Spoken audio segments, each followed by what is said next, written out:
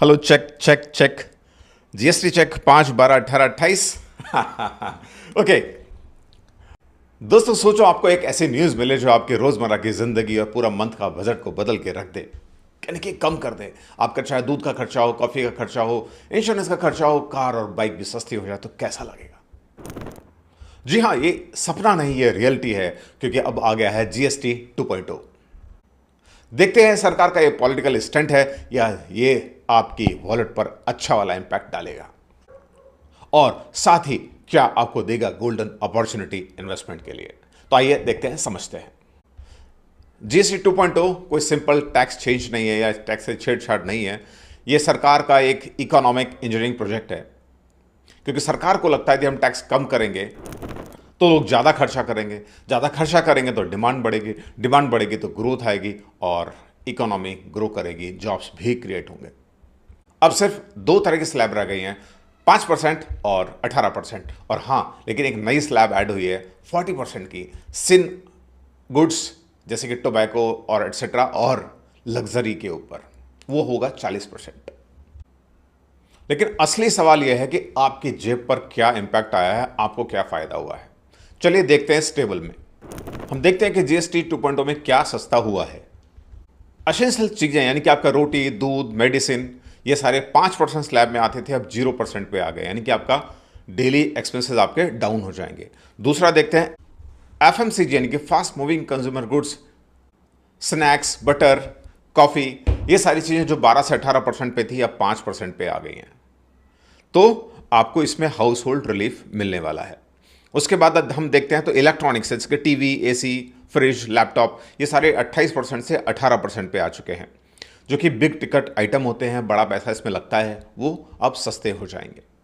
Construction material जैसे cement, paints, ये 28% से 18% पे आ गए हैं। तो घर खरीदना थोड़ा आसान होगा, घर का रेनोवेशन करना सस्ता हो जाएगा। इंश्योरेंस प्रीमियम, ये बहुत इंपॉर्टेंट चीज़, लाइफ इंश्योरेंस प्रीमियम और हेल्थ इंश्योरेंस के प्रीमियम जो कि पहले 18% थे, अब पूरी तरह से ज़ीरो हो गए हैं। यानी कि प्रीमियम में आपको अच्छी खासी बचत मिलने वाली है।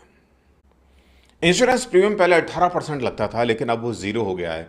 यानी कि आप कोई 25,000 रुपये का प्रीमियम पे करते थे किसी पॉलिसी के लिए, तो 4,500 रुपये आपको टैक्स देना पड़ता था, वो नहीं लगेगा। लेकिन एक कैवेट है, एक कैच है।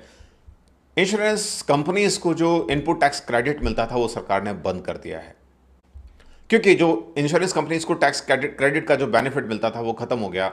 तो कंपनी क्या करेगी, उसके लिए कुछ एडजस्टमेंट करेगी, लेकिन शॉर्ट टर्म में तो बेनिफिट हुआ ही है, कस्टमर को नुकसान होगा इंश्योरेंस कंपनीज को।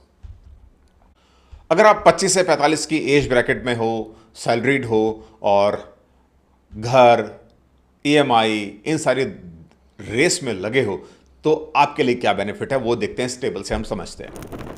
यानी कि मिडिल क्लास पे क्या इंपैक्ट आने वाला है। तो देखिए, इंश्योरेंस 25,000 रुपये प्रीमियम यदि आप देखें तो पहले 4,500 रुपये जीएसटी आपको देना पड़ता था, अब ज़ीरो जीएसटी हो गया। तो आप क्या कर सकते हो इस पैसे का, इस पैसे को आप एसआईपी कर सकते हो, इन्वेस्ट कर सकते हो, या इमरजेंसी फंड में डाल सकते हो। यदि आपके पास इमरजेंसी फंड सफिशिएंट है, जो कि 6 से लेकर 9 महीने की आपकी मंथली खर्चे के बराबर होता है, यदि आपने बना लिया है तो बहुत अच्छी बात है, नहीं बना है तो पहले वो बनाओ, और यदि बना चुके हो तो जो 4,500 रुपये हैं उसका आप इन्वेस्टमेंट ऐड कर दो, आपकी एसआईपी बढ़ा दो, नहीं है तो शुरू कर दो, चल रही है तो उसको आप बढ़ा सकते हो। सीमेंट या घर रेनोवेशन जो पहले 28% जीएसटी लगता था वो 18% रह गया है। तो आपकी जो घर की जो ईएमआई है वो कम हो सकती है यदि आप नया घर लेते हो, क्योंकि कंस्ट्रक्शन कॉस्ट कम होने से आपको जो घर में लेंगे उनकी कॉस्ट भी कम हो जाएगी, या फिर दिवाली आ रही है, आप रेनोवेशन का सोच रहे हैं तो आपकी रेनोवेशन की कॉस्ट भी कम हो जाएगी। तीसरी चीज़ इलेक्ट्रॉनिक्स, एसी, टीवी, जो 28% से अब 18% पे आ चुके हैं। ईएमआई कम होगी और एक्स्ट्रा बचत होगी। हालांकि मैं कभी प्रेफर नहीं करता कि आप ऐसी चीज़ों को ईएमआई पर खरीदो। यदि आप खरीद सकते हो तो ही खरीदो, नहीं खरीद सकते हो वन गो में तो आप इसको ईएमआई पे कभी मत लीजिए। लोग बड़े बड़े टीवीज ले लेते हैं, फ्लैट स्क्रीन, थिएटर स्क्रीन, पता नहीं क्या क्या आजकल चलता है। बिल्कुल भी ज़रूरत नहीं है ये काम करने की। हाँ, आपके पास पैसा है, क्रेडिट कार्ड है, आप क्रेडिट कार्ड को यूज़ करना चाहते हो एक अच्छे वाइज तरीके से, जहाँ आपको पॉइंट्स मिलेंगे और ज़ीरो ईएमआई लगेगी, तो वो एक अलग बात है। लेकिन यदि आपके पास पैसा नहीं है तो ये चीज़ें कभी भी ईएमआई पे नहीं खरीदनी है। आगे बढ़ते हैं। एफएमसीजी, आपका मंथली ग्रॉसरी का जो बजट है, यदि 10,000 रुपये था तो उसके अंदर लगभग 800 रुपये के आसपास आपकी बचत हो जाएगी। आप इसको एक्स्ट्रा सेव कर सकते हो। आप अपनी हेल्थ इंश्योरेंस का कवर बढ़ा सकते हो। यदि हेल्थ इंश्योरेंस नहीं है तो ज़रूर लेने का सोचिएगा आप, जो कि बहुत ज़रूरी है। अब बात करते हैं एक और बड़ी कैटेगरी की, यानी कि कार्स, ऑटोमोबाइल। यहाँ अच्छा खासा कट हुआ है टैक्स के अंदर, जो कि आपको बड़ा खुशी देने वाला हो सकता है। वैसे भी त्योहारों का मौसम आ रहा है, फेस्टिव सीज़न आ रहा है, लोग व्हीकल्स, कार, बाइक बुक करते हैं। तो आइए, क्या डिफरेंस हुआ है, क्या असर पड़ा है, उस टेबल से हम समझते हैं। इम्पैक्ट ऑन ऑटोमोबाइल्स, क्या इम्पैक्ट रहा? स्मॉल कार्स, यानी कि जो 4 मीटर से छोटी हैं, 1200 सीसी की पेट्रोल कार और 1500 सीसी की डीजल कार। सीसी इंजन का कैपेसिटी है, आप सब लोग अच्छे से समझते हैं उस चीज़ को।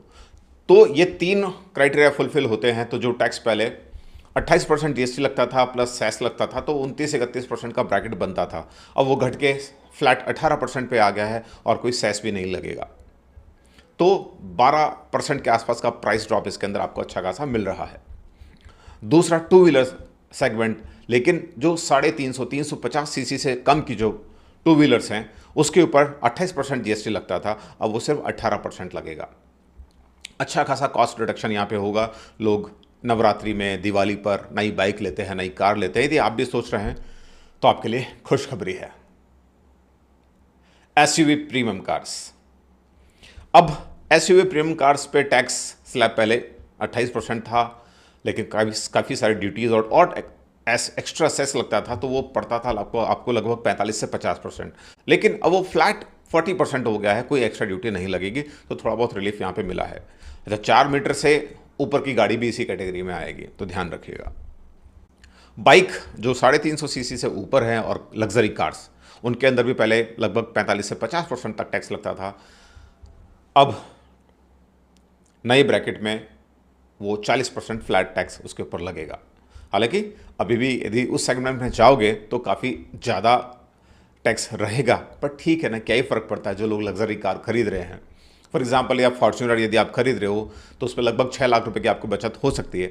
और फॉर्च्यूनर लेता कौन है भाई साहब? आजकल तो देश में जो छोटे मोटे नेता हैं, चाहे बड़े नेता हैं, वो लोग रखते हैं फॉर्च्यूनर, और उनको 6 लाख रुपए से क्या ही फ़र्क पड़ता है, वो तो उनके कहीं से भी आ जाएंगे, है ना। चलिए, okay, come to the topic again. अब यहाँ देखने वाली बात है, क्योंकि यदि चूंकि ऑटोमोबाइल की सेल्स बढ़ेगी, टैक्स कम हो गया, लोग ज़्यादा खरीदेंगे, तो ये जो कंपनीज़ हैं, चाहे महिंद्रा है, आयशर मोटर्स है, और इस तरह की जो कंपनीज़ हैं, उनके शेयर्स ऑलरेडी भाग चुके हैं या भागना स्टार्ट कर दिया है। तो उनको आप देख सकते हैं। हालांकि ये कोई इन्वेस्टमेंट एडवाइस नहीं है, पर डेफिनेटली उनके ऊपर एक अच्छा इम्पैक्ट आना वाला है। अब जीएसटी 2.0 का फायदा खर्चे तक लिमिटेड नहीं है। यदि आप इन्वेस्टर हो तो हमें यह भी समझना होगा कि हम पर क्या इम्पैक्ट आएगा, क्या अपॉर्चुनिटीज क्रिएट होंगी। तो उसको अगेन फिर हम टेबल से समझते हैं। Sectors to watch after impact of GST 2.0। FMCG के अंदर एचयूएल, डाबर, ब्रिटानिया, नेस्ले, ये कंपनीज को बेनिफिट होने वाला है, क्योंकि जब रेट कम हो गया है, जीएसटी हट गया है, प्राइस कम हो जाएगा, तो लोग ज़्यादा कंज्यूम करने लगेंगे। कंजम्पशन बढ़ेगा तो इनका रेवेन्यू भी डेफिनेटली बढ़ने ही वाले हैं।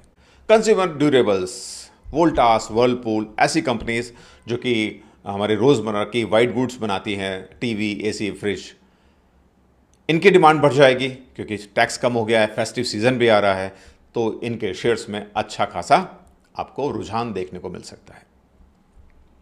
सीमेंट, इंफ्रास्टॉक, सीमेंट सस्ता हो गया, कंस्ट्रक्शन मटेरियल, पेंट भी सस्ता हो गया क्योंकि टैक्स कम हो गया, तो इनकी डिमांड बढ़ेगी। तो इससे रिलेटेड जो कंपनीज़ हैं, सीमेंट की कंपनीज, अल्ट्राटेक, एसीसी, और आई थिंक इनडायरेक्टली जो रियल्टी सेक्टर के स्टॉक्स हैं उन पे भी उसका असर पड़ेगा, क्योंकि वहाँ पे रियल एस्टेट की जो कॉस्ट है वो कम हो जाएगी, तो कस्टमर को थोड़ी बहुत कॉस्ट वो भी पास ऑन करेंगे, तो उन पे भी अच्छा वाला इम्पैक्ट आ सकता है। Insurance, LIC, ICICI Lombard, HDFC life, SBI life, इस तरह की कंपनीज। अब यहाँ पे थोड़ा सा कैच है क्योंकि सरकार ने टैक्स इनपुट क्रेडिट हटा दिया है, तो इनके जो प्रॉफिट मार्जिन है उस पर थोड़ा सा इम्पैक्ट आएगा। तो शॉर्ट टर्म में तो अभी उनमें थोड़ा सा दबाव देखा गया है, लेकिन मुझे लगता है लॉन्ग टर्म में ये बेनिफिट ही करने वाले हैं, और अदरवाइज़ भी इंश्योरेंस, हेल्थ इंश्योरेंस एक ऐसा सेक्टर है अभी अंडर पेनिट्रेटेड है इंडिया के अंदर, तो लॉन्ग टर्म में के लिए भी अदरवाइज भी ये बहुत ही अच्छा सेक्टर है। सब कुछ अच्छा अच्छा देखा, सिक्के के हमेशा दो पहलू होते हैं। अभी हमने अच्छा पहलू देखा तो अब एक फ्लिप साइड भी देखते हैं। हालांकि वो शोले वाला सिक्का अलग था जिसके अंदर अमिताभ बच्चन के पास तो जो था उसमें दोनों साइड सेम हुआ करती थी।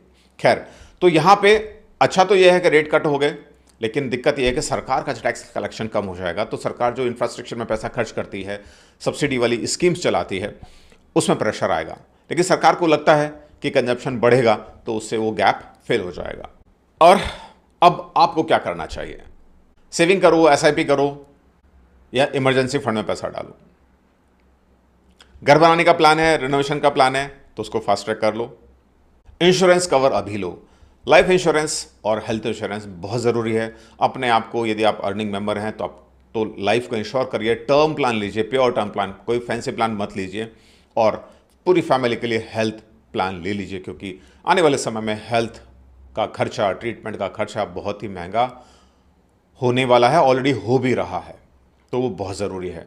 नहीं है तो ज़रूर ले लीजिए। अपने पोर्टफोलियो में आप एफएमसीजी, ऑटोमोबाइल, इनको आप ऐड कर सकते हैं। और जो चीज़ें कंस्ट्रक्शन में काम में आती है उन कंपनीज़ के बारे में भी आप सोच सकते हैं।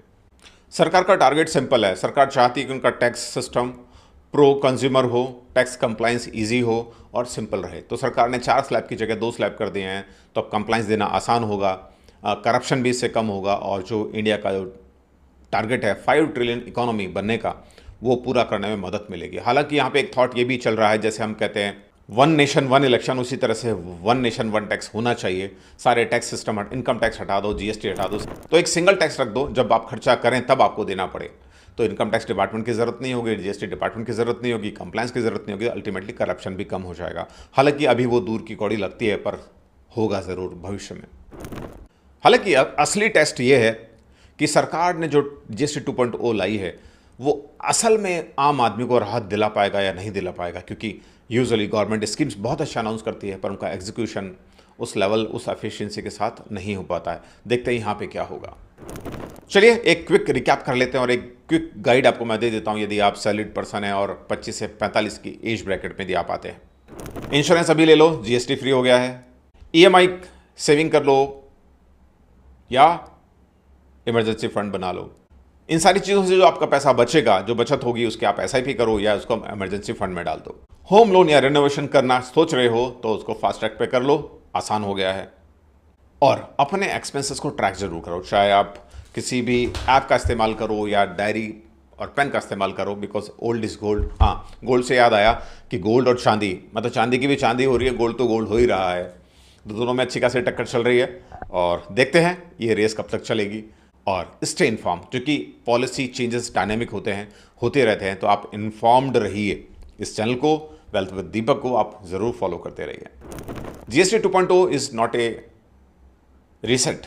It is a time to rethink how you spend, how you save and how you invest. GST 2.0 ने आपके खर्चे को ही नहीं बल्कि आपके फाइनेंशियल प्लानिंग को भी रीसेट किया है। तो जो पैसा बचा है उसको आप क्या करोगे? सेव करोगे, इन्वेस्ट करोगे या पार्टी करोगे? कमेंट करके जरूर बताइएगा। अगर ये वीडियो आपको पसंद आया है तो लाइक करिएगा, शेयर करिएगा और चैनल को सब्सक्राइब जरूर करिएगा। आप मुझे फॉलो कर सकते हैं इंस्टाग्राम पर भी with the same ID, wealth with Deepak. Till then, take care, bye bye. जय हिंद, जय भारत।